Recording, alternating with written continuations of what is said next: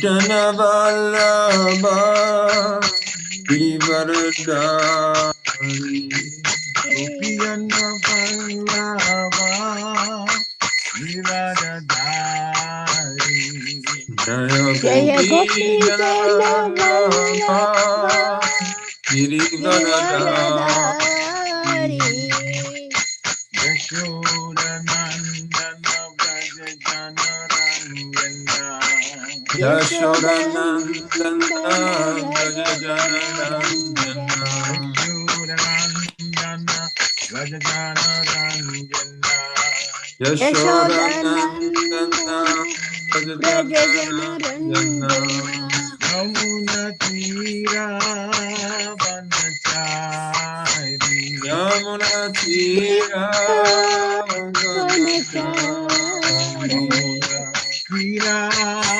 Vanachari Yamuna Yamuna Tira Tira Vanachari Vanachari Jaya Radha Madhava Kunja Bihari Jaya Yarana Radha Madhava Madhava Kunja Kunja Vihari Bihari Gopijana Vallabha Girivaradari Jaya Jai Gopi Gopi Jana Vallabha Janavalabha Girivaradari Yashodanandana Rajajana Rangana Yashodanandana Yashodanandana Rajajana Rajajana Ranjana Ranjana Yamuna Tira Vanachari Yamuna Yamuna Tira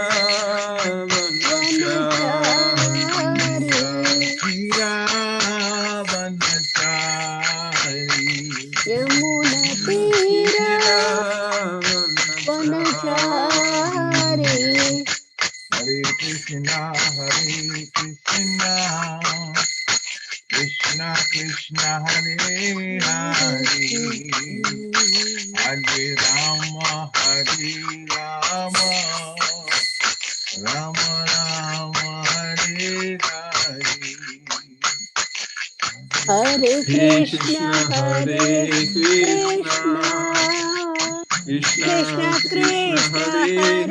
Hare Hare Rama Rama Rama Hare Hare Hare Hare Krishna Krishna Hare Hare Krishna Krishna Krishna Krishna Krishna Krishna Hare Hare Hare Hare Hare Hare Rama Rama Hare Hare Rama Rama Rama Rama Rama Rama Hare Hare Hare Hare Hare Krishna Krishna Krishna Hare Hare Hare Rama Rama Rama Hare Hare Hare Hare Krishna Krishna Hare Hare Krishna Krishna Krishna Krishna Krishna Krishna Hare Hare Hare Hare Hare Hare Rama Rama Hare Hare Rama Rama Rama Rama Rama Rama Hare Hare Hare Hare Jaya Radha Damodara Radha Damodara Niradi Jaya Radha Damodar Damodara Radha Radha Damodar Damodara Shri Shri Radhe Radhe Jaya Radha Damodara Radha Damodara Niradi Jaya Jaya Radha Radha Damodar Damodara Radha Damodar Damodara Shri Shri Radhe Radhe Jaya Jagannath Jaya Jagannath Jaya Baladeva Jaya Subhadra Jaya Jaya Jagannath Jagannath Jaya Jaya Jagannath Jagannath Jaya Jaya Baladev Baladev Jaya Jaya Subhadra Jaya Subhadra Gauranika Jaya Gauranika Jaya Gauranika Jaya Gauranika Jaya Jaya Gauranika Gauranika Jaya Gauranika Gauranika Jaya Gauranika Gauranika Jaya Jaya Gauranika Jaya Gauranika Jagat Guru Srila Prabhupada Jaya Jagat Guru Ya Prabhupada, Jaya Jaya Jagadguru, Jagadguru Jaya Srila Srila Prabhupada Jaya Jaya Jagadguru Jagadguru, Srila Jaya Prabhupada Prabhupada. Gurudev, Gurudev, Gurudev, Jaya Jaya Gurudev, Jaya Jaya Jaya Jaya Gurudev Gurudev, Gurudev Gurudev, Jaya Jaya Jaya Jaya Nitai Gurudev Gurudev. Gora Haribo, Haribo, Haribo, Nitai Gora Haribo. Nitai Nitai Gaura Gaura Haribo Haribo Hari Haribo Bol, Nitai Nitya Gaura Gaura Hari Nitai Bol. Gora Haribo, Haribo, Haribo, Nitai Gora Haribo. Nitai Nitya Gaura Gaura Haribo Hari Haribo Bol, Haribo Hari Bol, Nitai Nitya Gaura Gaura Haribo Hari Bol. Jai Om Vishnu Pad Paramhamsa Prabhupada Acharya Sto Tera Sata Srimad Divine Grace H.P. Bhaktivedanta Swami Shri Prabhupada Ki Jai. Jai Jai. Jai Om Vishnu Pad Paramhamsa Prabhupada Acharya Sto Tera Sata Srimad Divine Grace Srila Bhakti Siddhanta Saraswati Thakur Maharaj Prabhupada Ki Jai. Jai Jai. Ranta Koti Vaishnava Vindi Ki Jai. Jai Ramacharya Shri Haridas Thakur Ki Jai. Jai प्रेम से कहो श्री कृष्ण चैतन्य प्रभु नित्यानंद श्री अद्वैत गदाधर शिवाचार्य गौर भक्तवृंद की जय। Jai Jai. Shri Radha Krishna गोप गोपनाथ श्याम कुंड राधा कुंड के गोवर्धन की जय। Jai Jai. Ravan धाम की जय। Jai Jai. Mathura धाम की जय। Jai Jai. नवद्वीप धाम की जय। Jai Jai. जगन्नाथपुरी धाम की जय। Jai Jai. जगन्नाथ स्वामी की जय। Jai. जमुने गंगा माई की जय। Jai Jai. जमुना माई की जय। Jai Jai. तुलसी देवी की जय। Jai Jai. भक्ति देवी की जय। Jai Jai. सामवेद भक्तवृंद की जय। Jai Jai. अंतराज श्रीमद् भागवतम की जय। Jai. Jai Nitai Gaur Premanande. Hare Hari Hari Hari Krishna. Bol. Bol. All glories to the assembled devotees.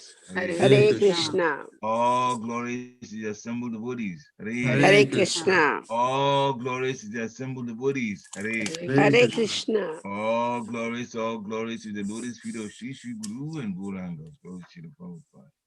Namo Vishnu Padaya Krishna Prasthaya Bhutale Sai Srimad Bhakti Swami Namaste Krishna Padaya Prabhupada Siddhanta Sri Gaura Karana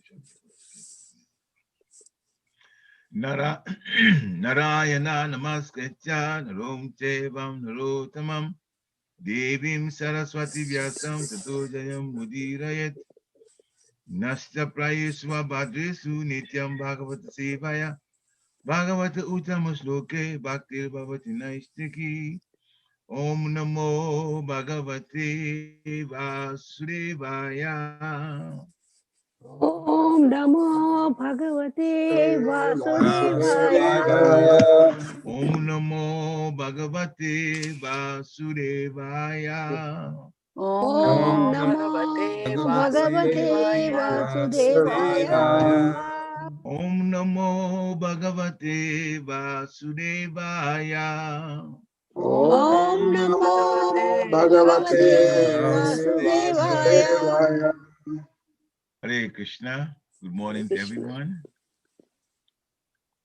This morning's text is from Srimad Bhagavatam, Canto 10, Chapter 10, text 40 is on here, but I was given 40 to 43, so I'm hoping we'll advance it later on.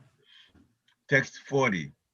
Shri Bhagavan Uvacha Shri Gyatam Bhagavan. Mama Purevatan Rishina Karunatmana Yatsi Mandanayo Bhaktir Vibramsho Nugraha Krita.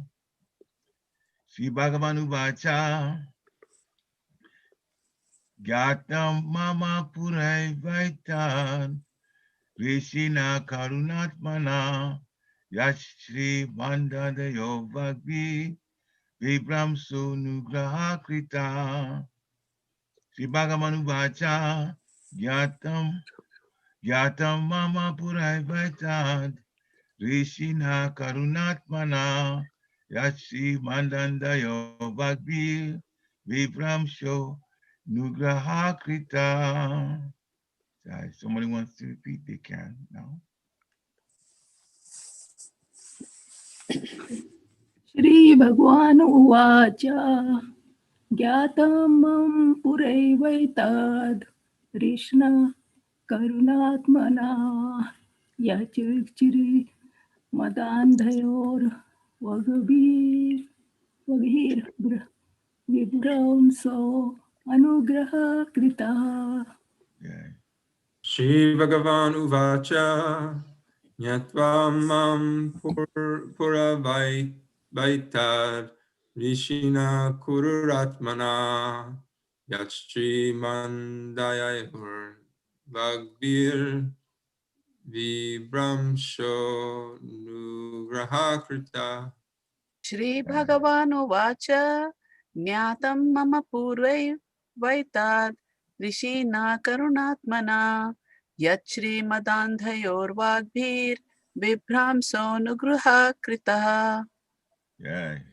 Shri Bhagavanuvacha Jnatam Mama Puraivaitad Krishna Karunatmaja Yachri Madandhayor Vigbhair Vibhuramso Niguraha Krita. Sri Bhagavana Vacha Nugraha Krita. Yatamam Purvaita Darisina Karudatmana Yachgri Madanda Yorbagvir Bibramso Anugraha Kritaha. Yeah. Thank you. Anyone else? Sri Bhagavan Uvacha Jnatam Mama Puraivaitad Rishina Karunatmana Yachri Madandhayor Vagbhir Vibramso Nugraha Krita. Okay. Okay. So we'll do word for word. Sri Bhagavan Uvacha, Supreme Personality of Godhead said, Gyatam, everything is known. Mama, to me. Pura, in the past. Eva, indeed. Etat, this incident. Rishina, by the great sage Narad. Karuna Atmana, because he was very, very kind to you. Yat, which. Srimandadayo, who had become mad after material opulence and had thus become blind. Vagbihi, by words or by cursing. Vibram Shah, fallen down from the heavenly planet to become Arjuna trees here. Anugraha, Krita, this was a great favor done by him to you. Translation by His Divine Grace A.C. Bhaktivedanta Swami Srila Prabhupada. The Supreme Personality of Godhead said, the great saint Narad Muni is very merciful. By his curse, he showed the greatest favor to both of you, who were mad after material opulence and who had thus become blind. Although you fell from the higher planet Swargaloka and became trees, you were most favored by him. I knew of all these incidents from the very beginning. Purport by His Divine Grace Srila Prabhupada. It is now confirmed by the Supreme Personality of Godhead that the curse of a devotee is also to be regarded as mercy. As Krishna, God, is all good, a Vaishnava is also all good. Whatever he does is good for everyone. This is explained in the following verse. So, Srimad Bhagavatam, Canto 10, chapter 10, the chapter is actually called The Deliverance of the Yamala Arjuna Trees. Deliverance. Text 41. Sadunam samachitanam sutaram matkritmatmanam dashana no bhavedbanda pumshokshinos sabitul oh pumshoshno sabitul yata. Translation by His Divine Grace, Srila Prabhupada. When one is face to face with the sun, there is no longer darkness for one's eyes. Similarly, when one is face to face with a sadhu, a devotee, who is fully determined and surrendered to the Supreme Personality of Godhead, one will no longer be subject to material bondage. Purport by His Divine Grace, Srila Prabhupada. As stated by Chaitanya Mahaprabhu in Chaitanya Charitamrita, Madhya 22, chapter 22, text 54, Sadhu Sangha, Sarva Shastrikaya, Lava Mata Sadhu Sange, Sarva Siddhi Hoy. If by chance one meets a sadhu, a devotee, one's life is immediately successful and one is freed from material bondage. It may be argued that whereas someone may receive a sadhu with great respect, someone else may not receive the sadhu with such respect. A sadhu, however, is always equipoised towards everyone. Because of being a pure devotee, a sadhu is always ready to deliver Krishna consciousness without discrimination. As soon as one sees a sadhu, one naturally becomes free. Nonetheless, persons who are too much offensive, who commit Vaishnav aparad or offenses to a sadhu, will have to take some time before being rectified. This is also indicated herein. Srimad Bhagavatam, Canto 10, Chapter 10, Text 42. Tad gachatam mat paramao nalaku varasadanam sanjatu mahi bhavuvam visha parama Vishita paramo bhavad. Translation by Srila Prabhupada. O Nalakuvara and Manigriva, now you may both return home. Since you desire to be always absorbed in my devotional service, your desire to develop love and affection for me will be fulfilled, and now you will never fall from that platform. Purport by His Divine Grace Srila Prabhupada. The highest perfection of life is to come to the platform of devotional service and always engage in devotional activities. Understanding this, Nalakuvara and Manigriva desired to attain that platform, and the Supreme Personality of Godhead blessed them with the fulfillment of their transcendental desire. Srimad Bhagavatam, Canto 10, Chapter 10, Text 43. Sri Shuka Uvacha Ityuktau Tam Parikramya Pranamya Chapuna Puna Badolu Kalam Amantriya Jagmatu Disham Uttaram. Translation by His Divine Grace Srila Prabhupada. Shukadev Goswami said, the Supreme Personality of Godhead, having spoken to the two demigods in this way, they circumambulated the Lord, who was bound to the wooden mortar, and offered obeisances to him. After taking the permission of Lord Krishna, they returned to their respective abodes. Purport by His Divine Grace Srila Prabhupada. Thus end the Bhaktivedanta purports of the 10th canto, 10th chapter of the Srimad Bhagavatam, entitled Deliverance of the Yamala Arjuna Trees. Om Agyanatimirandasya Gyana Gyana Shalakaya Chakshu Unmilitam Yena Tasmai Sri Guruve Namaha. Sri Chaitanya Manobhistam Sthapitam Yena Bhutale Swayam Rupa Kadamayam Danati Swaha Parantikam. Vande Ham Sri Guru Sri Yuta Padakamalam Sri Guru Vaishnavam Shah. Sri Rupa Sagajatam Sahagana Raghunatam Vitam Tam Sajivam Sa Advaitam Sa Avadutam Parijana Sahitam Krishna Chaitanya Devam Sri Radha Krishna Pada Sahagana Lalita Sri Vishakam Vitamscha. Hey Krishna, Karuna Sindhu, Dinabandhu Jagatpate, Gopesha Gopika Kanta, Radha Kanta Namosite.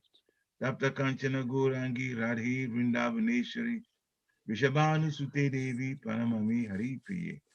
Vanchakalpatrubhascha Kripa Sindhibhya Evacha, Patitanam Pavanebhyo Vaishnavebhyo Namo Namaha.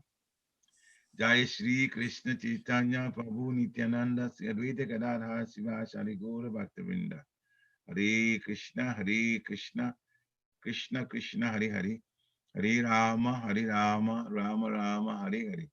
Hare Krishna, Hare Krishna, Krishna Krishna, Hare Hare, Hare Rama, Hare Rama, Rama Rama, Hare Hare. Hare Krishna, Krishna Krishna, Hare Hare, Hare Rama, Rama Rama, Hare Hare. Nama Om Vishnu Padaya Krishna Prestaya Bhutale Srimati Bhaktivedanta Swamini Tinamine. Namaste Saraswati Devi Gauravani Pacharine Nirveshesha Sunyavari Paschatya Deshitarine. Namo Mahabharanyaya Krishna Prema Padayate Krishnaya Krishna Chaitanya Namne Gora Chase Namaha. Ananda Lilamaya Vigrahaya Himabhya Divacha Vishunaraya Tasmi Mahaprema Raspadaya Chaitanya Chandaya Namo Namaste Chaitanya Chandaya Namo Namaste Chaitanya Chandaya Namo Namaste Chaitanya Chandaya Namo Namaste. Hare Krishna. Good morning again to everyone.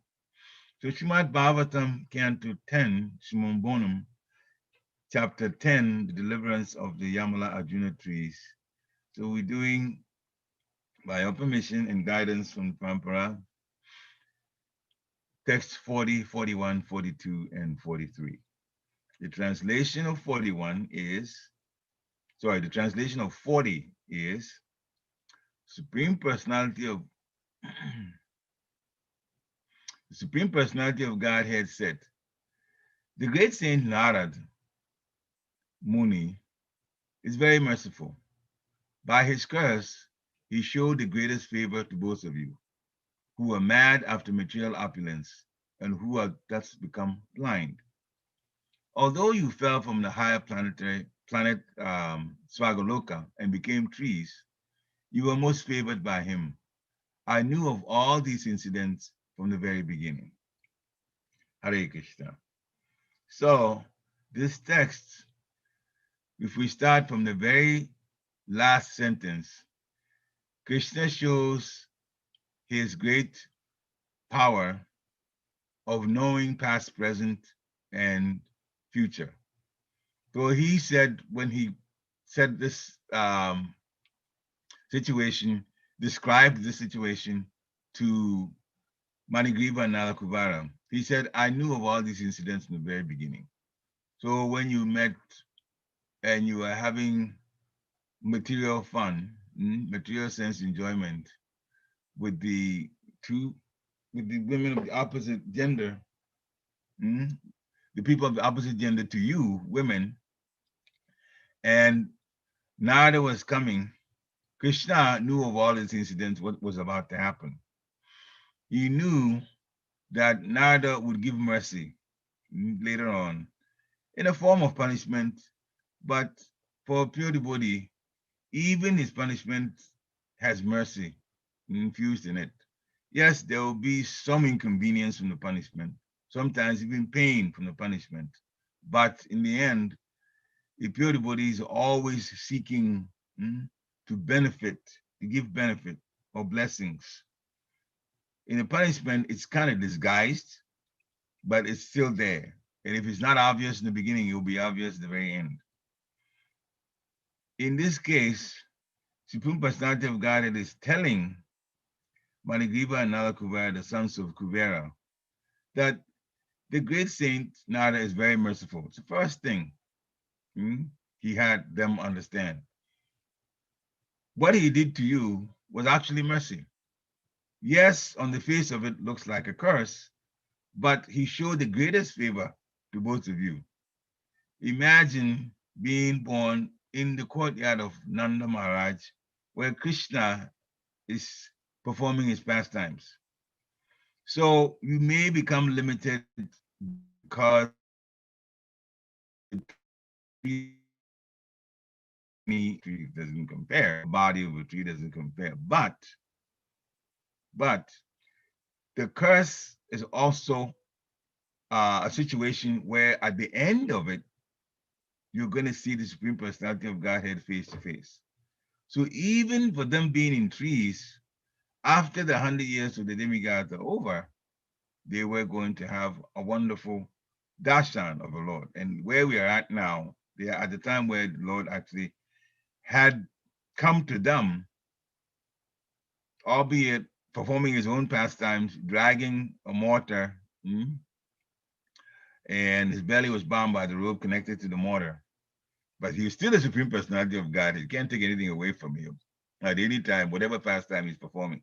That's by his own sweet will, between him and his mother. So this time he's taking the trouble to tell them, Narada Muni has shown greatest favor to both of you. You were mad after material opulence. It was enough of that, more than enough of that in the heavenly planets. In Swagaloka, especially where the minds are more into the mode of passion. And that's exactly what the two sons of Kuvera were doing. But Sri Krishna is describing to them that since you were so attached to material opulence, you have become blind. When we attach ourselves to the things that are material, the spiritual escapes us. Unfortunately, we can't have both at the same time. The real favor a person can give himself or herself is to be connected at all times with the spiritual, with the higher energy, the superior energy of Krishna. They didn't do that. Nalakuvara and Manigriva were interested in sense enjoyment, which was available in Swagaloka, which is also Indra's stays there. So you fell from there and you became trees, Krishna is saying. But you were most favored by him. Not trees in any other place, trees where they were close to Krishna. Krishna says he knew of all these incidents from the very beginning. And Srila Prabhupada is saying, Krishna has confirmed that the curse of a devotee is to also be regarded as mercy. Therefore, sometimes when our spiritual masters chastise us, they have given us mercy. As a matter of fact, one incident in Washington, D.C. in the 90s, I think it was around 1993, thereabouts. When at that time I hadn't been initiated, the following year I was. But we were in the same building where Bhaktivedanta Swami's disciples had rented. And one day on the notice board, we saw a rather stiff letter written by Bhaktivedanta Swami, practically criticizing all the devotees if you're not taking bhakti too seriously. And many of us were new, not initiated. And since this country is a country of people, there's this material liberty, so-called liberty, people tend to look into things without even understanding what they really mean. So this letter was written, but actually it was to encourage us to take spiritual life more seriously because we weren't, according to the way spiritual master could see things. And so he wrote this letter, and many people were saying, whoa, it's the first time that he's come at us in a negative way. So we don't know whether this is the right place to be. So we were fortunate at the time that one of the senior devotees followed up the letter by saying that when a spiritual master writes like that, he's actually showing mercy. So you have to see it as mercy because he knows the right way. And if we're not going the right way according to what he's saying, we're not following it, then he is duty bound to make us realize that we need to follow his instruction. It's only when you don't follow his instruction or don't follow the instructions of a Shastra that you're going to hear from a guru like that. So he made us understand. So he also taught us. The guru taught us that he can chastise, and he will if it's necessary to. And the senior devotee also pointed out to him that when he chastises, he's actually giving mercy. So we got two things that day. And well, we're still here. So obviously some of us, most of us actually followed it. A few people, not because of that, but a few people because of other things, went on, which is unfortunate. But And when it wasn't because of the letter, that it was very much explained to us that this is chastisement meant to give us favor and direct us in the right path. That what the Guru is saying is what we have to take seriously, and what is in the Shastra also has to be taken seriously. So it's confirmed, Sri Prabhupada is saying that the curse of a devotee is to be regarded as mercy. God is all good. A Vaishnava, a pure devotee, is connected to Krishna. His business is 100% Krishna consciousness. Therefore, when he also does things like that, on the face of it looks like chastisement, it is actually a favor. And the favor becomes clear later on. When we go through changes, we think we're doing everything right and still trouble comes. Krishna doesn't give us trouble just to give us trouble. When we look back later on at what had happened, we realize there's a lesson in it for us to learn. Either for us to learn or to know so that somebody else at another time, when they're experiencing something similar to what we went through, then we will be well equipped to give them advice. So all those negative things for the devotee always has some lessons to learn and even sometimes blessings in it when we're being led on the right path then. So in text 41, Krishna is saying,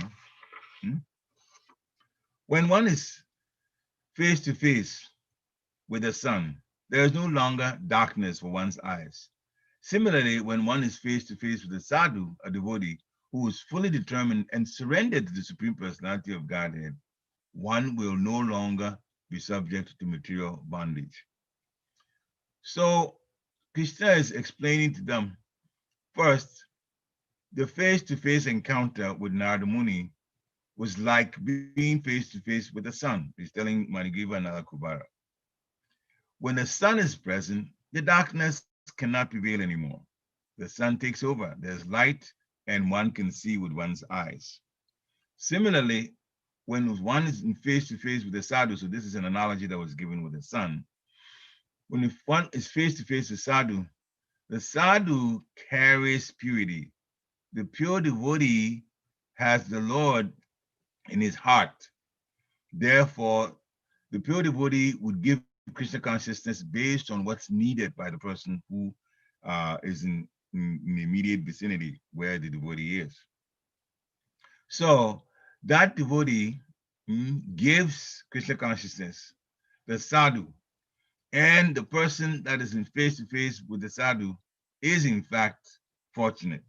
Well, we'll tell some things.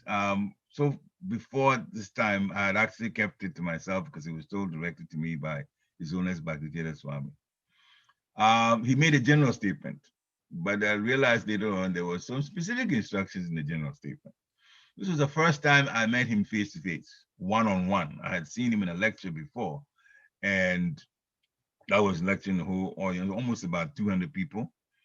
And after the lecture, it was told to us in the audience that if we wanted to see him and relate to him one-on-one, that we could sign up for the times. There were dates and times, and I signed up, and that's how I got to see him. My time came for me to see him.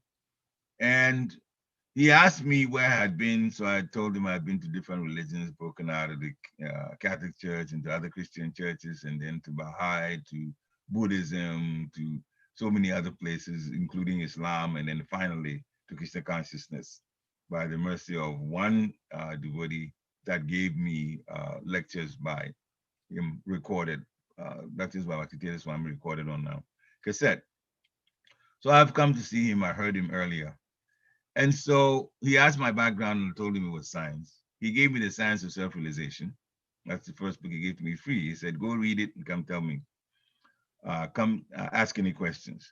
Now, the point he was going to make, that I was going to talk about was, and I don't know how this came out, but it's like this whole thing connected with being face-to-face with sadhu. He said, it is rare to be, he didn't use face-to-face, he just to be in the audience. It is rare to be in an audience with pure devotee. And it is more rare to be in an audience of a devotee and to know that that person is a pure devotee.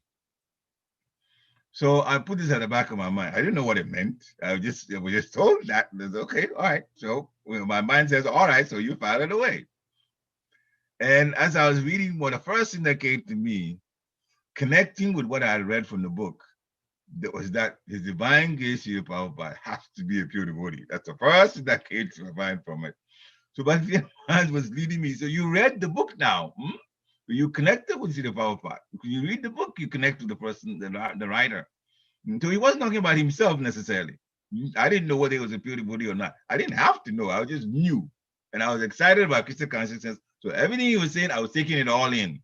Whether it made sense to me now or it makes sense to me, I didn't know. I was just very new. And so the point here that Krishna is making, being face to face with the sadhu is like being face to face with brilliance, the sun, brilliance. No longer darkness is there. The other day, I was writing to one of my students, university students who graduated, settled, married, with a child, and so on. But I was not just a professor to her. She came to my office a lot, and one time she revealed to me, she's white-bodied, young woman, revealed to me that he didn't have an older person or father in the house. And just in talking, sometimes we talk about chemistry because that's what I was teaching, but then they'll talk about other things to do the social. And I'll answer those questions as much as I can, putting Krishna consciousness covered up to them that way. And so obviously Krishna consciousness is a higher knowledge. And that impressed her a lot. So this kept coming. It's hearing. Only a few days ago, she texted me and said, "How are you doing? You know, this coronavirus situation, people just find out how you're doing." So I took the chance, I'm doing okay, then started preaching to her. What's going on? I said, well, preaching this time, different things. And I know you were connected with Christianity at first. He said, yes, but I wasn't so. I was Catholic. And I said, I was Catholic too. I did not get much from the church, so we don't take it so seriously now. We means your husband and herself. Don't take it so seriously now. I said, I don't blame you in one sense, but God is still God. Only thing is that you do not know that God is, in fact, a wonderful Lord. All you've heard from the Bible is more like when people do wrong and he chastises. This, that's Old Testament. And New Testament, well, Jesus, it's about Jesus, and he's going to save you from your sins. So one thing that's left out is, what does God do for fun? That part you don't know anything about. And you like fun. Actually, the soul is like that, not you. The soul likes fun. So then I began to say a few things, that God is the source of everything. So therefore, if there is fun, then he must be the greatest source of fun. And he is the most powerful. Therefore, everything in the ultimate is connected with him. He has the most. God has fun. Of course, God. What do you think? He's giving so much for us to have fun and he doesn't have fun? Are you kidding? So then he says, one day, you're still backing out. One day, I will listen to the whole thing. I said, all right, because we're not supposed to force the glories of Krishna on those who are not ready to take it in. But at least he got to find out that God has a lot of fun, and we also can have fun when we go back. Brought that in there, that this place is not a place we're going to be happy in. So when one is face to face with the sun, there's no longer darkness. A person, a sadhu, who is fully surrendered to the Supreme Personality of Godhead, when he comes in contact with, he's going to be with a person, he's going to say something about that. And that person's, the benefit is they will no longer be subjected to material bondage. Mentally, we'll say again, because they used to be pure and now we are, in this situation. So they will again connect with the Supreme Personality of Godhead in Krishna consciousness. So Srila Prabhupada says, Sadhu Sangha, Sarva Shastrikai, Lava Mata Sadhu Sange, Sarva Siddhi Hoy. If by chance one meets a sadhu or devotee, one's life is immediately successful, whether they realize it or not. The success comes from mercy of the devotee. and one is free from material bondage. So it may be argued that whereas someone may receive a sadhu with great respect, someone else may not receive a sadhu with that kind of level of respect. But the sadhu knows what he wants to give. The sadhu gives his association, not necessarily take association, but gives. Therefore, the person who receives him well or not receives the sadhu well, maybe because of ignorance, they still will benefit from what the sadhu has to give. Sadhu delivers Krishna consciousness without discrimination, Srila Prabhupada is saying here. So in text 42, Srila Prabhupada translates, O Nalakuvara and Manigriva, now you may both return home. Since now you desire to be always absorbed in my devotional service, your desire to develop love and affection for me will be fulfilled, and now you will never fall from that platform. So there are a number of things implied here. He's talking to Nalakuvara and Manigriva, and they are out of the Arjun trees because he pulled the Arjun trees down. So the bodies of Arjun trees are now dead, and they have come out, the two demigods. Since you desire to be always absorbed in my devotional service. Now, who put that there? That was Narada Muni. That was Narada Muni. Punished them, but he also infused them with absorption in devotional service because of his presence to them. This was a text that was said earlier.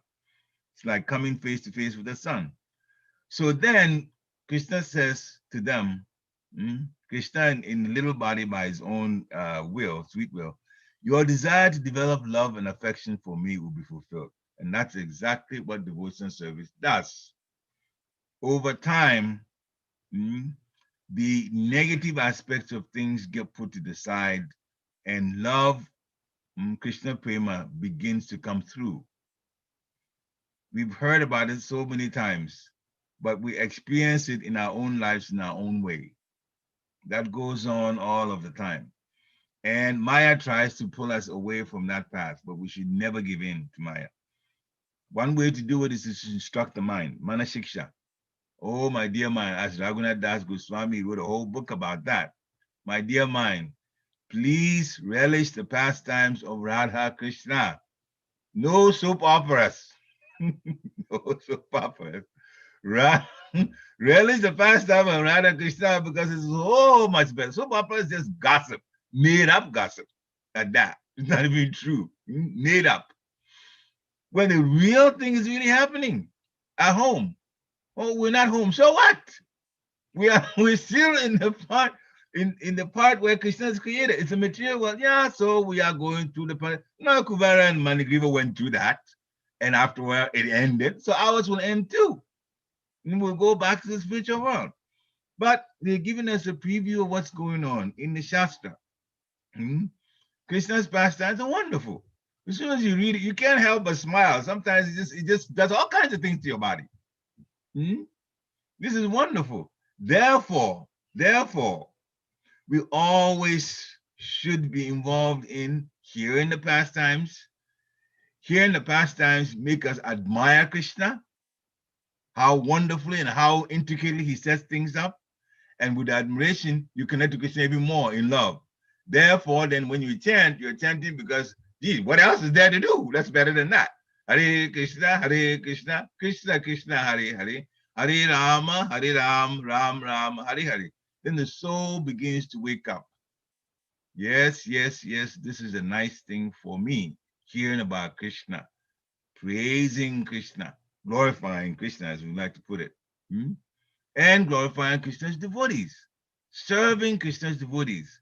What makes Krishna happiest is to serve Krishna's devotees. He has everything. He's Atmaram. He really doesn't need anything. But we are all parts and parcels of him. Therefore, when you serve devotees, you're serving parts and parcels of the Supreme Personality of Godhead. Well, parts and parcels is also him. Parts of him is him. Krishna is absolute. So service, we always have to do, in a way to put it, with a smile on our faces. In other words, we should do it from our hearts. Krishna watches our intentions. Our activities are not going to be perfect because we don't have perfect senses.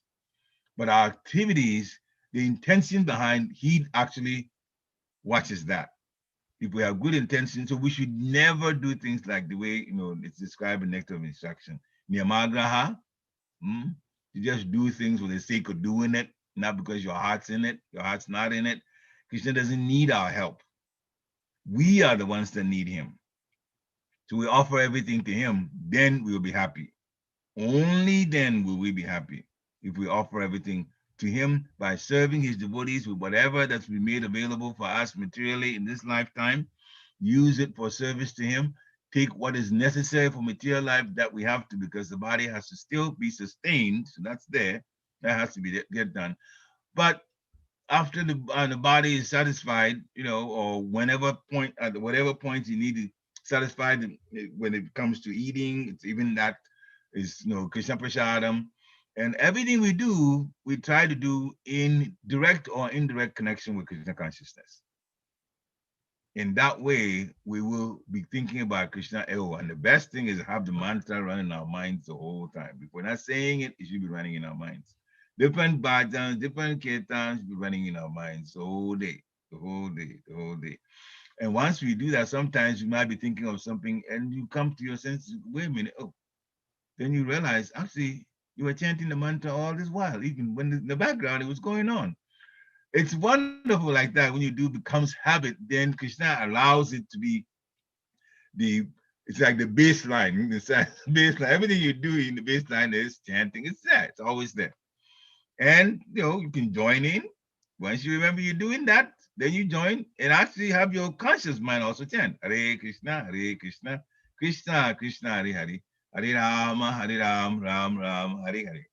So after Krishna gave them the mercy of pulling down, gave them the two demigods, Nalakuvara and Manigriva, pulling down the Arjun trees. Then in 43, Shukadeva Goswami is talking to Maharaj Parikshit. He said, the Supreme Personality of Godhead, having spoken to the demigods in this way, they circumambulated the Lord and is offering respect. It's very important to do. We offer obeisances.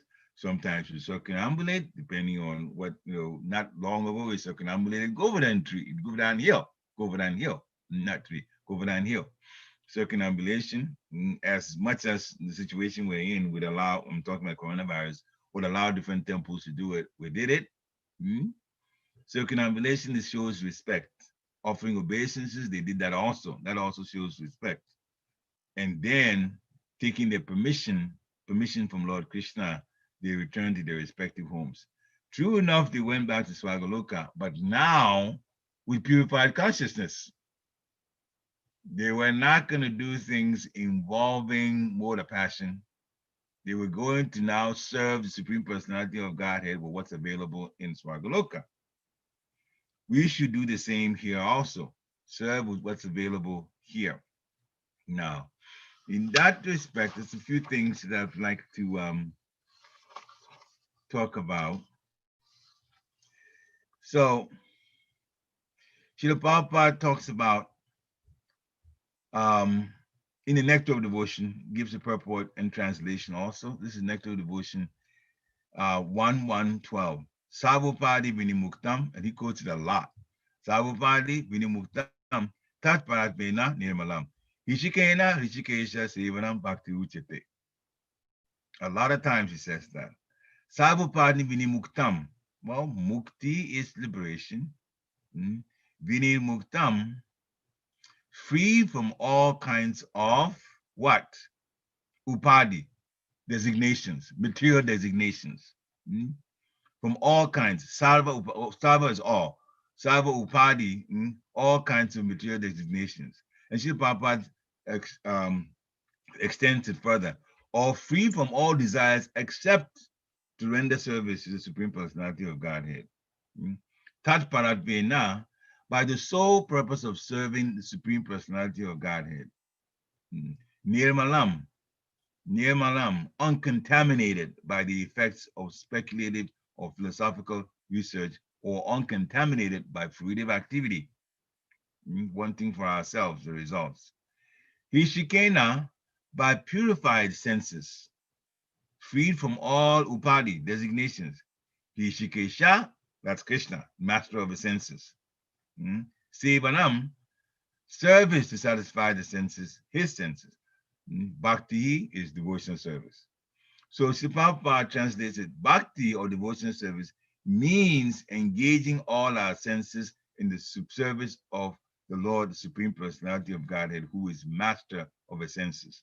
And then he tells us, when the spirit soul renders service to the Supreme, there are two side effects. One, we are freed from upadi, material designations, because now you know you're not the body, you're the soul. That's intrinsic, it's just infused and it's understood well. That's one. And second, one's senses are purified. The senses get purified, and one is freed from material designations, calling themselves an African, an American, an Indian, and so on and on and on and on. We are only here in this body temporarily. As a matter of fact, is one place that I sometimes listen to for what's going on around the world. Only by one sannyasi says sometimes you do need to know what's going on, because then you can use it in Krishna consciousness, in preaching when the time comes, when the opportunity comes. So this particular place, it's a website, and those who talk about what's going on around the world are also preachers. The main person is actually a Christian priest. And in the end, he was so fed up with the fake news and all kinds of things that are going on. He was saying, yes, so we are here. I will use a little bit of devotee lingo because I don't remember exactly what he said, but it's still the same thing, kind of paraphrasing it. He was aware that we're only here for a short while, and he made that clear. So in his frustration, he said, but we would like to meet Jesus. He's Christian, so he would talk about Jesus. And why should I care so much about this body? He called it a meat suit, which surprised me. I heard that. This is a body of flesh. You call it a meat suit. I mean, I'm not this body. He actually could understand he wasn't the body. So even though what he had been involved in over the years is a Bible, but Krishna had given him a little bit more insight to go further to realize that without having been told by Srila Prabhupada that he was not the body.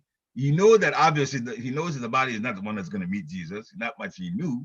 You have to die. So he wasn't worried about death.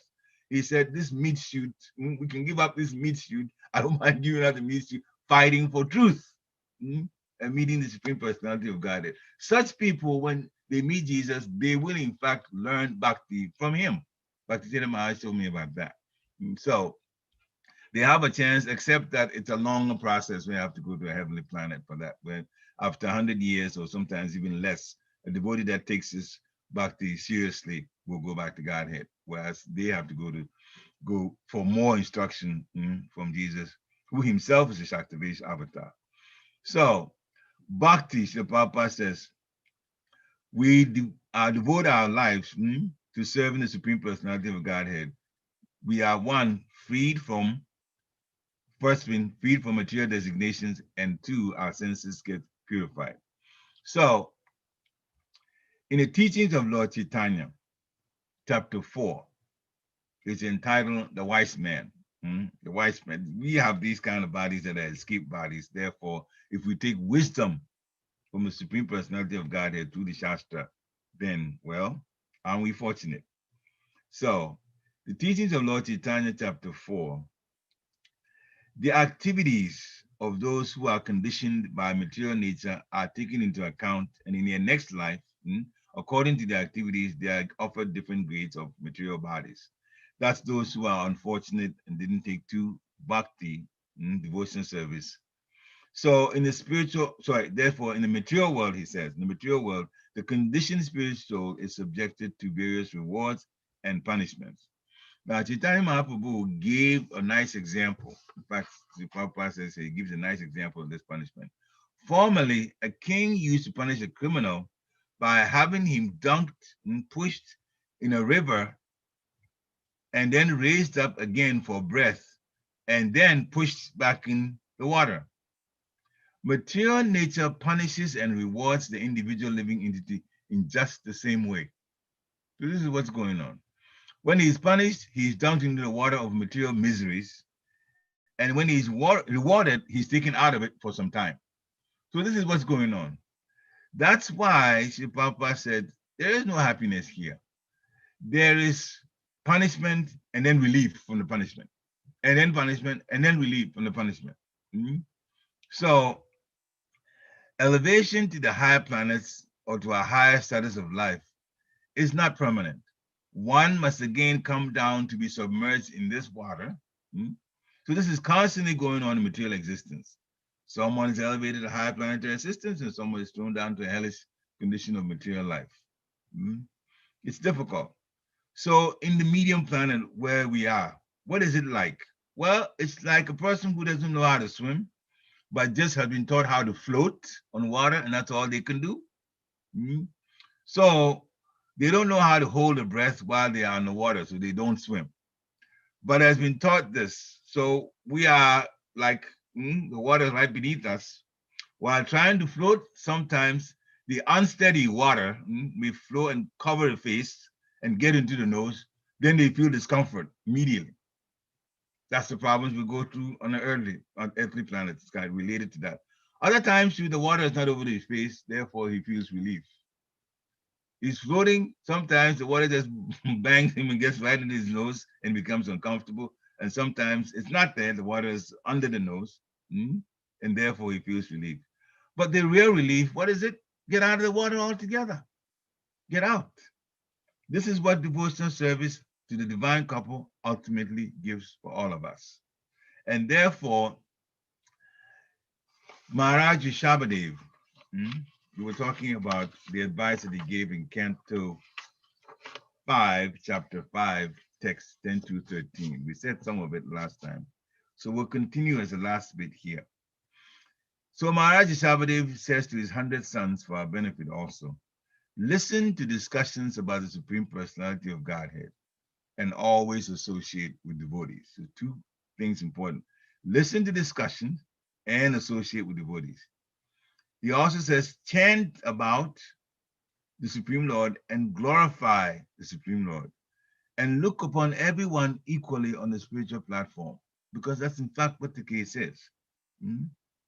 Everybody is at the same level spiritually. He says, give up enmity. We should not have enmities.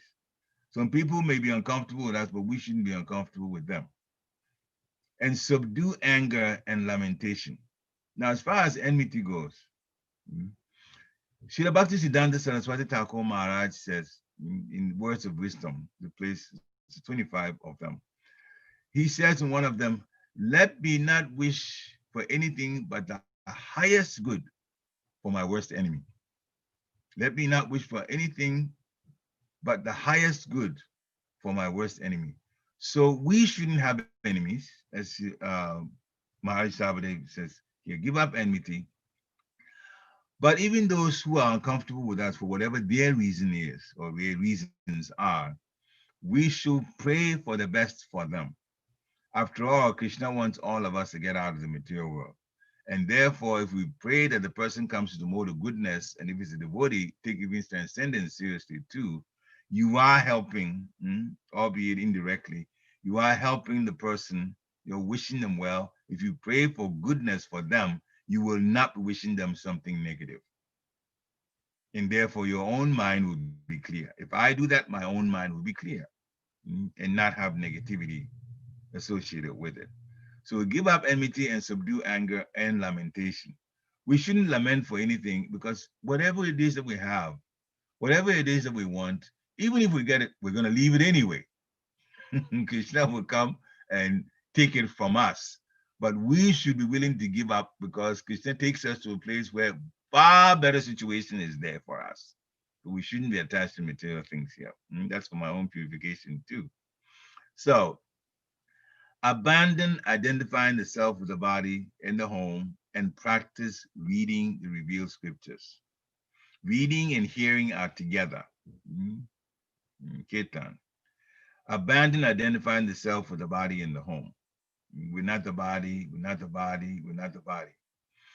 He also says, Maharaj Sabri, live in a secluded place and practice the process by which you can completely control your life, air, mind, and senses.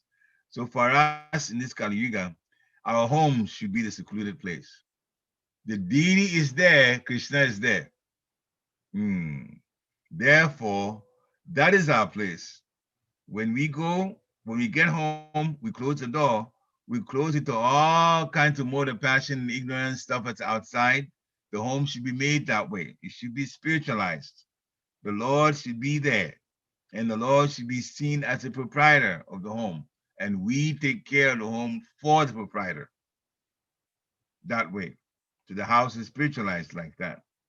Srila Prabhupada said in another place in Srimad Bhagavatam, when we do that, then I forget the reference, then we will actually slowly be taken away from life of anxiety when we do that in our homes. So it's important to do that. So that's our secluded place. If we live in the city, well, that's our homes will be the secluded place then. Practice the process that is the chanting of Hare Krishna, Krishna Krishna, Hare Hare, Hare Ram, Ram Ram, Hare Hare. He says, have full faith in the revealed scriptures, the Vedic literatures, and always observe celibacy. When we observe celibacy, the benefit to us is that it connects the soul to spiritual topics more strongly, and it relieves us from material thoughts. Celibacy is one way in which material thoughts get out of our minds, because once we practice that, this is one thing that definitely can push material things to the side. Just practicing that. Maharaj Sabadev says, it continues, perform your prescribed duties and avoid unnecessary talks. Unnecessary talk is gossip. It's not good. It pollutes the intelligence. Always thinking of the Supreme Personality of Godhead, just like Rupa Goswami says to do. Acquire knowledge from the right source, that is the bona fide spiritual masters, and all those who repeat what the spiritual master teaches. That's knowledge from the right source. So the final thing is, thus practicing Bhakti Yoga, which he has listed here, you will patiently and enthusiastically be elevated in knowledge, and therefore you will be able to give up the false ego, thinking that we are the controllers. So that is the advice given by Maharaj Shabbadev. Nalakubara and Manigriva were fortunate to meet Narada Muni at the time they were in the middle of, or in the height of their passion. Swagaloka was so much available for more passion activities. He cursed them, but he cursed them to be Arjun trees in Nanda Maharaj's courtyard, or Nanda Maharaj's area. So then they were freed by Krishna's pastimes of Mother Yashoda binding him to a mortar and him pulling the two Arjun trees by putting the mortar and going between them and getting the mortar stuck between those two trees, and with his easy might, pulling them down and freeing them, the two demigods, instructing them and infusing them with blessings of bhakti, so that when they went back, they would be practicing bhakti yoga rather than more the passion things. Hare Krishna. All right, so we'll stop here. I will quickly go through the text. Text 40. Supreme Personality of God has said, the great saint Narad Muni is very merciful. By his curse, he has showed the greatest favor to both of you, who are mad after material opulence and who have thus become blind. Although you fell from the higher planets Svagaloka and became trees, you are most favored by him. I knew of all these incidents from the very beginning. Chapter 10, number 41. My pages are all mixed up now. Okay. I see the translation here. Where is the,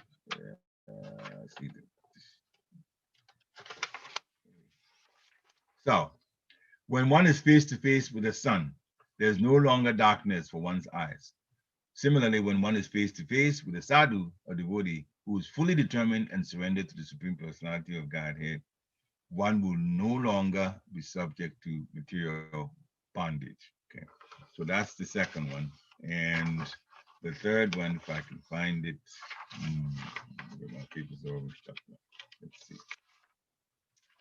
Oh, Manigriva and Nalakuvara, you may both return home, since you desire to be always absorbed in my devotional service. Now your desire to develop love and affection for me will be fulfilled, and you will never fall from that platform. They were very fortunate that said they will never fall from that platform. We also hope that we don't fall from that platform.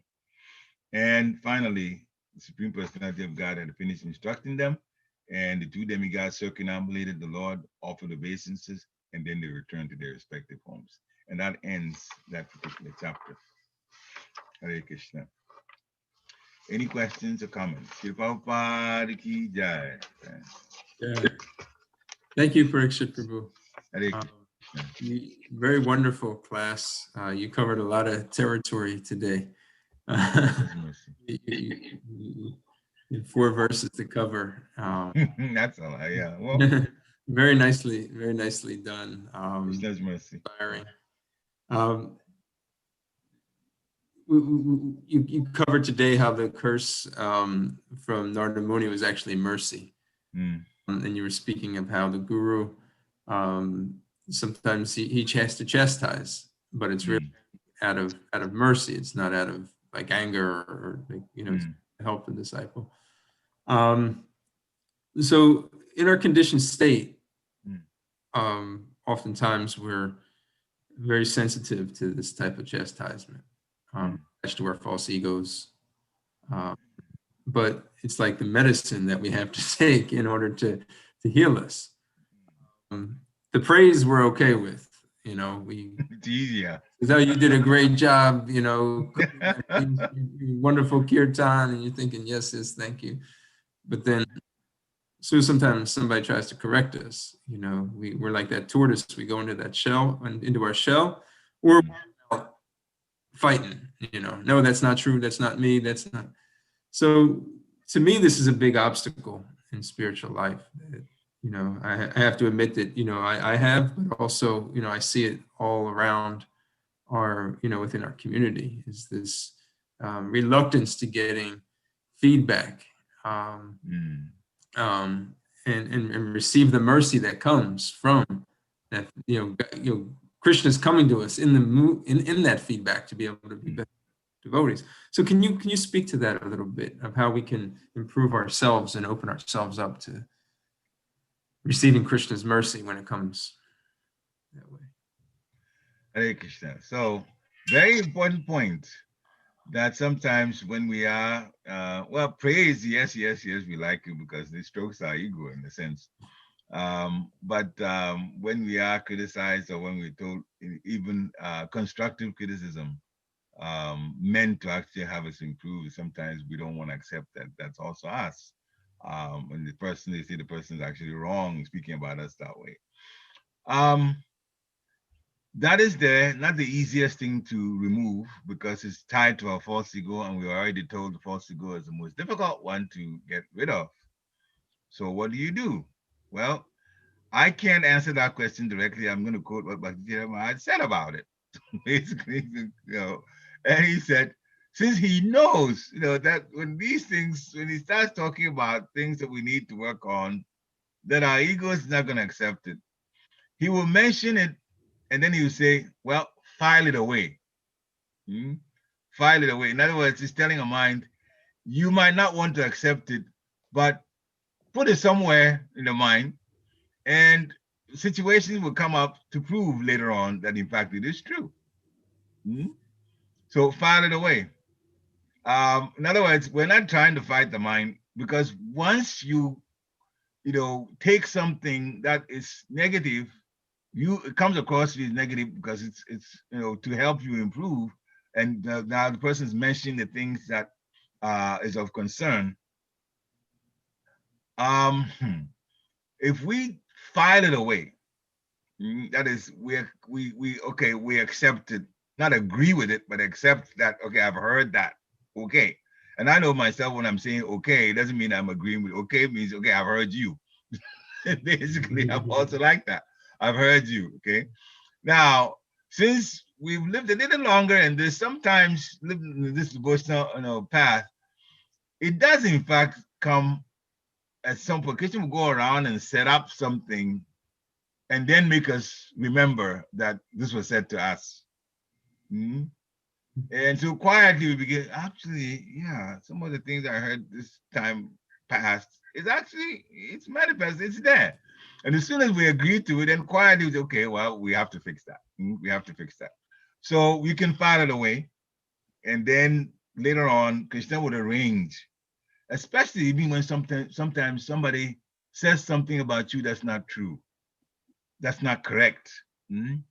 You may want to fight it right away because your mind says, well, I know about me. What is this person talking to me about? It can't be correct.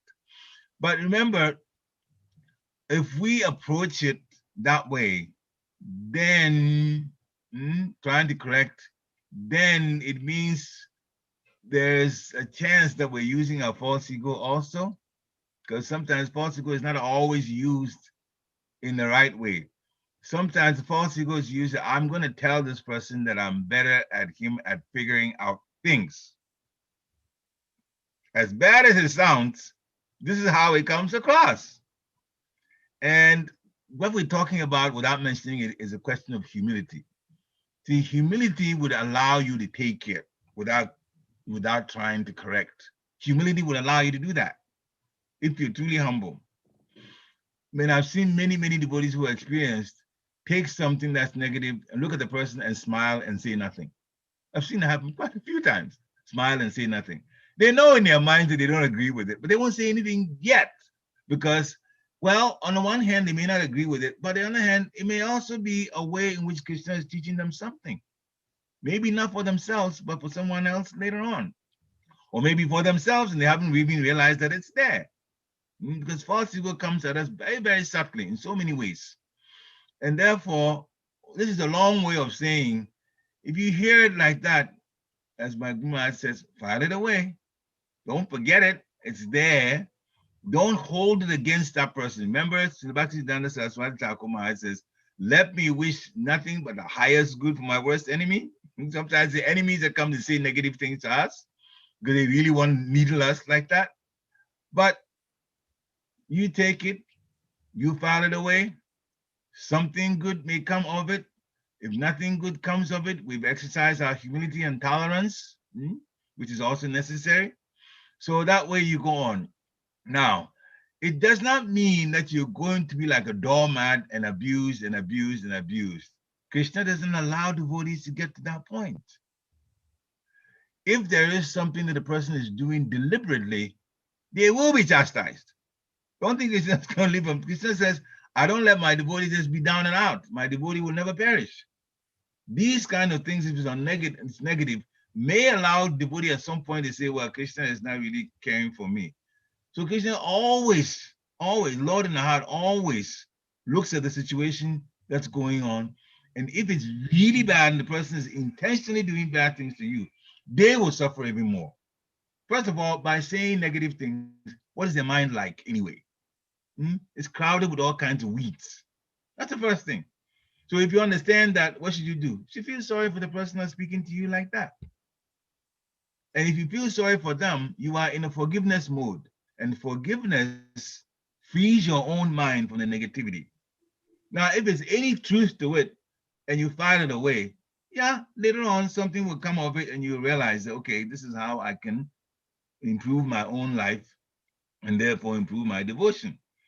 But when there is something that about it that is totally empty and is meant to give us trouble, then the person who did it will in fact be chastised. And since you know that, you can even pray for them. Just like Haridas Thakur was being chastised, he was being hit badly in the marketplace for things he hadn't done wrong. He hadn't done wrong, but still, he prayed for those who were hitting him. This is the highest when we ask for forgiveness for those who offend us, if they really mean to offend us and say negative things to us. Hare Krishna. It's not the easiest, of course, but it can be practiced. Everything is from practice. Hare Krishna. Thank you, Parikshit Prabhu. Hare Krishna. Jai. Thank you. Mercy. Mother Renika, You have your hand up. Thank you, Parikshit Prabhu. I think you covered 4 times the content today. And It's too much. It's too much. So I have like a we million. call this, I have like a million questions. So how many can I ask on this call? as many as you can. The time will permit. Even if it's just 2 of them, it's still a lot. You So start, Krishna will guide you. Go ahead. yeah. First question. First question is. I think this is the only one that I'm going to ask today, and the rest I'll say for your next classes. Okay. Okay. Uh, Krishna's so, mercy. so my question is, when someone makes a mistake, Narad Muni, instead of like putting them through this punishment routine and then making them like trees and whatnot, and then say, hey, I'm going to, instead of going through all the routine, just tell them, call out the mistake, call out the sin that they have done, and simply forgive them. Wouldn't that a better way of dealing with that situation than making them go through this? Through all that punishment process, because I mean, what is a higher human quality? Call out the mistake and forgive them versus making them going through that punishment routine and saying them, hey, you know what, you made a mistake, see, I made you realize it, and going through that a little bit arrogance there, and knowledge and arrogance mixed together, and tell them, hey, now that you have realized it, see, the punishment was made for your good. I mean, I see a bit of arrogance in the way you treated that person who sinned. So which one is better? Which one is more humane? Very good question. Very, very, very good question you asked. So couldn't Narada Muni have pointed out the mistake that they had done? And if you come to your good senses, assuming that you hear of him, then that would be it. That would be it. And in several situations, sometimes you can in fact point out to a devotee what they've done wrong, and they listen to you and they take it seriously. Then, well, see, these are the conditions. We'll come to the conditions. When they listen to you and they take it seriously, that's debatable. That's the point, right? Would they take it seriously? Well, now, in the case of Manigriva and Nalakuvara, they weren't going to hear Narada Muni correct them, stop doing this. The women covered themselves. They didn't even think to cover themselves when he was there. So Narada Muni already knew that their minds were gone. This is not a question of speaking to their minds at all. They needed a punishment that will bring them back to reality. See, that's that one situation. And the second point is the kind of punishment that he gave them was actually blessing, just as I said, because in the end, after the punishment, they would see the Supreme Personality of God. Isn't that what we want to do? To see the Supreme Personality of God, and he's giving us his mercy in a deity form. But then how much interaction are we able to have with the deity? The Lord is giving us mercy, but we're not even advanced enough to be able to relate to the deity to the extent that he would relate if we saw Krishna in person. Even though Krishna is in person in the deity. So you make very good points. And in some instances, yes, when the person is ready to hear you, point out what's wrong using mild words, right? Especially because we don't want to insult. Use mild words. And if the person takes it, that's the end of it. Nalakuvara and Manigriva were drunk. You don't reason with drunk people. Therefore, Narada Muni had to do what he had to do. You're not going to hear him. Remember, the women were involved in the mode of passion with the men. Did Narada Muni punish the women? No, he did not. Because they were well in their senses and they covered themselves. Okay, so they rectified the situation. So Narada Muni left them alone. But the men did not, because they were just, too much nectar, alcohol, and they were drunk. And so still, they got the mercy though. They got the mercy because the punishment was connected with Krishna consciousness. And that's the point Krishna was making. It was connected with Krishna consciousness. So the thing to learn from all of this is the very last statement that came out. If the punishment is done in such a way that we will wind up being more connected with bhakti, then we actually have been blessed, even though there's pain in the punishment. Then we've actually been blessed. Okay.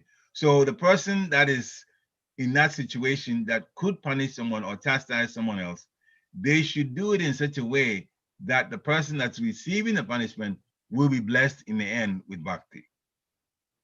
And that takes, so how do you do that? Well, pray to Krishna, pray to Guru. They will give you the intelligence. There and then, believe me, there are a lot of things that done there and then when it's needed. Because Krishna gives remembrance and forgetfulness and knowledge. All of that's for him. So it can be that. You've asked a wonderful, this is one of the million questions. I love this first question. So I'm sure the other ones that will come up later on will be wonderful, Mataji. But this is what's coming to me. Hare Krishna. Hare Krishna. If Dronacharya Prabhuji gives me time, I can just ask like one more. Well, the thing is, I'm looking at the time. Usually, Okay. usually Oh, 9 really o'clock is going our fast. cutoff. We're at 9:08. I know Yeah. Oh, okay. with their work day. Oh, okay. Thank you. No, it's because I'm glad you were able to ask that, and very interesting topic. But I think maybe we hold it till next time. And if we hold it till next time, we'll allow ourselves to think about it also. Sure. Thank you. No And problem. maybe Yeah, you can reach out to Parikshit Prabhu. You know, maybe I don't know Parikshit Prabhu if you take questions offline if you want. Yes, I do. Okay. Yes, I do. Please give my email or text my cell phone number to her, to Mataji. Yeah. Please. Okay. And then she can reach out to you. Yeah. I prefer asking in a group setting. I don't like one-on-one interactions with anybody outside of this Zoom call. If that is a female, that's good. Like, Vindyavali Devi or Sita Mataji, I talk to them. Like, and Suman Mataji, I talk to them. So it's just that Indian upbringing. I don't talk to anybody male outside of this Zoom call. Just FYI. Okay, fine. So then next time we'll wait. Yeah, sure. I prefer to do ask my questions in a group setting. That's actually good. Everybody gets to hear questions. That's true. And I don't have problem connecting with all the female Matajis personally one-on-one, but with the males, like, I'm a little bit reserved. So just FYI. Yeah. Thank you. Like my Indian upbringing. Thank you. No problem. Anyway, Renuka, that your question was very good. And if it is in the group, we all can hear that. And the way Prabhu explained that, it is very, very helpful for, we have the thinking also. But, in our language, Prabhu, they say Sama, Dana, Beda, Danda, Upaya. All the four of them, you can try to a person when he does like that. First tell them softly, then do it, then, what is that, harshly like that. But the way you explained and the way she asked the question, it is very, very informative. Thank you very much, both of you. It's a nice class, Prabhu. Thank you very much. Okay. All right. So we'll hold up next time. Lots of nectar. Hare Krishna. All right. So that would end it then, I hope. Yeah, we'll conclude here, and we look forward to seeing you in 2 weeks, Parikshit Prabhu. Hare Krishna. So then, stay well, and everyone else, we'll see you back here tomorrow at 7:50. Last night I turned the Zoom Prabhu in Krishna temple class. Suddenly I just Vishnugada Prabhu was starting that Bhagavad Gita class, and I saw the devotees. I felt so homely, like that, sitting in the west side. I'm feeling every time when I turn on the Zoom class and see everybody and listening to this. It's very much thankful to everybody, Drona Prabhu, everybody. Thank you. Yeah, the opportunity is there. We just have to take the opportunity. That's all. Now, when you let 9 people go into the temple or anybody, now I am the 10th one or 20th one, I don't know. But I went into the temple. I went inside the temple and saw everybody. That's my thing. Thank you very much. Hare Krishna. Hare Krishna Prabhu. Patitanam pavanebhyo Vaishnavebhyo namo namah. Hare Krishna. Thank you, Prabhu. Hare Krishna. Hare Krishna. Hare Krishna, Prabhu. Jai Shri Prabhupada. Jai Srila Prabhupada.